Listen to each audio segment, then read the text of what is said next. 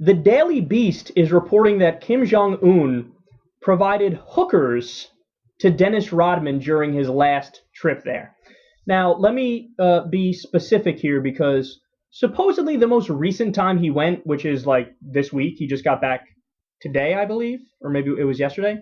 But supposedly this wasn't the time that he got the hookers, because he didn't even get to meet Kim Jong-un this time. Like, he didn't see him this time, which is weird, because I thought that was the whole reason he was going there.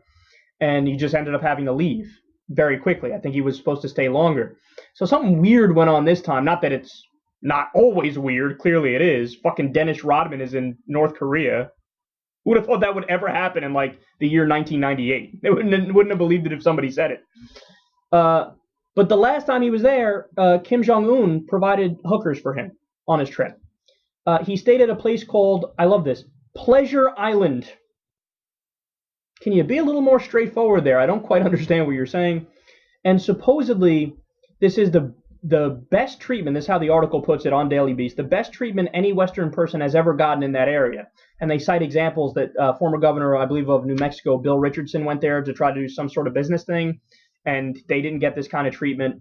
And Rodman described it as like, you know, being in a beautiful resort in Hawaii or something, except you're totally by yourself, and there's like 50 or 60 people waiting on you hand and foot, and for every little whim you have, you can get your desires filled, whatever.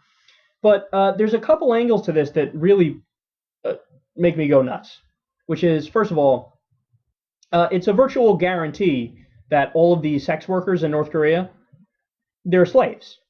I mean, North Korea is one of the most obvious police states in the world, and they just go out and round up the women that they think are attractive and then bring them, you know, to Pleasure Island and force them to service these disgusting men who they want nothing to do with. Okay? It's almost a guarantee that that's the case. But also, Kim Jong-un just killed his uncle for supposedly doing the same thing that he does and that he just gave to Dennis Rodman. Supposedly the uncle was a drunkard, they said, and was womanizing and was engaging in, sexual perversity or whatever. Now, the reality is that's probably a front story that they're giving. There's probably just a personal disagreement, and Kim Jong-un was pissed at his uncle for whatever reason. Or like most dictators, he's paranoid. And he's like, I gotta kill everybody who threatens me in any way, shape, or form, even if it's a little bit, and even if it's all in my head, okay? And it's a way of him to say, don't question me, I'm crazy, I'll do this thing. And he did. He killed his uncle. But even just the fact that that's the stated reason. I was using hookers, this asshole. Anyway, Dennis Rodman, you want to use our hookers? I'll join you. We can go together. I can get my little piggly wink dick played with. Me, Kim Jong-un, the guy who would have never gotten laid in his life unless he was this authoritarian dictator who was handed a fucking country. Yeah, I'll come with you.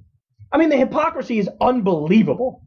And one of the reasons I wanted to talk about this is that it shows you what could happen, what the worst of our human nature can offer us. Now, I'm not one of those people who says, oh, human nature is all evil. Like Thomas Hobbes, for example, a philosopher who believed that we're just flat out 100% beasts and we'll rip each other's fucking throats out given any opportunity, and we need to be restrained, essentially. But I'm also not on the other page and there's other philosophers who believe this as well, which is we're good by our nature. Human beings are totally good by our nature. No, I think it's both, actually. And depending on the system of incentives you've set up, we can go one way or the other way. So it all depends on our environment, and our nature is both. It can go in both directions. But North Korea represents the worst of human nature. It represents what happens when you take a man-child and you let them go buck wild. Like it's totally their own country. They can get every whim fulfilled. They can do whatever the fuck they want to do at any time. And it's just total authoritarian control. And what happens when you give a man that kind of power is he abuses it.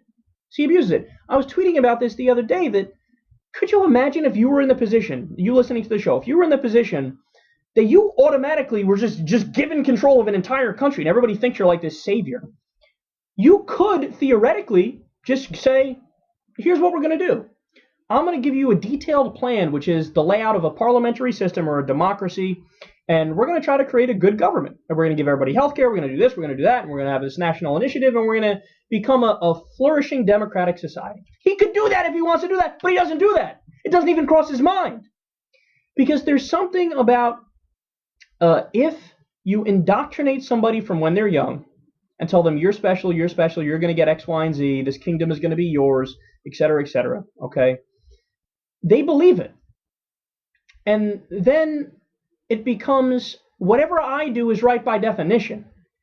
So even if they do something which is total and utter hypocrisy, which is kill my uncle if he has sex with hookers, give Dennis Rodman hookers and use them myself at the same time, they don't even see that as a contradiction because they don't think in that kind of way, where it's a logical, like there are defined rules and it's got to be, across the board for everybody. They don't even think that way. The way they think is just whatever I do is right because that's what I've been taught from the beginning. So it represents the worst in us, and it really is a hell on earth. And it's a fascinating glimpse into the psychology of what could go wrong with human beings.